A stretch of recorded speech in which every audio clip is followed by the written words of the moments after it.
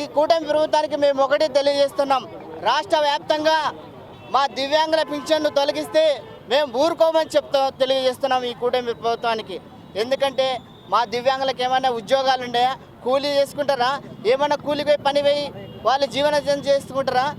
ఏదో పింఛన్ మీద ఆధారపడి జీవిస్తూ ఉంటే కనీసము కనీసం ఈ జ్ఞానం కూడా లేకుండా ఈ ప్రభుత్వానికి మా దివ్యాంగుల పింఛన్ తొలగించడం జరిగింది.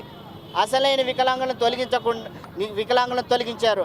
డూప్లికేట్ వికలాంగులను తొలగించడం మాకు సంతోషమే, వాటికి మేము కూడా సహకరిస్తాం. కానీ నిజమైన వికలాంగులకు అన్యాయం జరిగితే మటుకు ఊరుకోమని ఈ ప్రభుత్వానికి మేము హెచ్చరిక చేస్తూ ఉన్నాం. రాబోయే రోజుల్లో మాకు ఈ పరిశీలన చేసినటువంటి వెనక్కి తీసుకపోతే నోటీసులు రాష్ట్ర వ్యాప్తంగా కూడా ఆందోళన కార్యక్రమం చేపడతామని ఈ కూటమి ప్రభుత్వానికి మేము తెలియజేస్తున్నాం. రాష్ట్ర వ్యాప్తంగా మండల స్థాయిలో, జిల్లా స్థాయిలో కూడా నిరసన కార్యక్రమం తెలియజేస్తూ ఉన్నాము. మరొకసారి హెచ్చరిక చేస్తున్నాము, ఈ కూటమి ప్రభుత్వానికి ఇప్పుడు తొలగించిన పింఛన్లు అన్నిటిని కూడా మళ్ళీ వెనక్కి తీసుకొని వారికి యథావిధిగా ఇవ్వాలని రాష్ట్ర ప్రభుత్వానికి తెలియజేస్తున్నాం. అట్లాగే పర్సెంటేజీలు 90 ఉన్నటువంటి వికలాంగులకు వాళ్ళకి 50%, 70% ఇస్తున్నారు.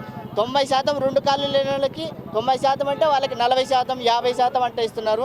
వాటిని కూడా గతంలో ఇచ్చినటువంటి డాక్టర్లు 2009, 2010లో డాక్టర్లు వెరిఫికేషన్ చేసి వారికి డాక్టరు నాట్ రికమెండెడ్ అని ఆల్రెడీ మీకు పర్మనెంట్ సర్టిఫికేట్ ఇచ్చినారు.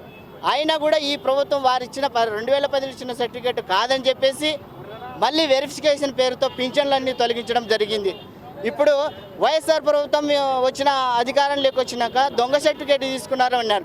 2009లో చేసుకున్నటువంటి 2019లో ఇచ్చినటువంటి వైఎస్ఆర్ ప్రభుత్వంలో వచ్చినటువంటి సర్టిఫికేట్లను పరిశీలన చేయండి. గతంలో 2010లో ఇచ్చినటువంటి సర్టిఫికేట్లను వెరిఫికేషన్ చేయాల్సిన అవసరమూ లేదు. గతంలో ఇచ్చిన డాక్టర్లు కూడా ఒకటే. కాబట్టి ఇప్పుడు రాష్ట్ర ప్రభుత్వానికి ఒకటే తెలియజేస్తున్నాము, ఈ తొలగించిన పింఛన్లు అన్నిటిని కూడా మళ్ళా పునరాలోచన చేస్తూ ఏం చేయాలని కోరుతున్నాము రాష్ట్ర ప్రభుత్వం. నా పేరు గోపాల్, జిల్లా అధ్యక్షుని.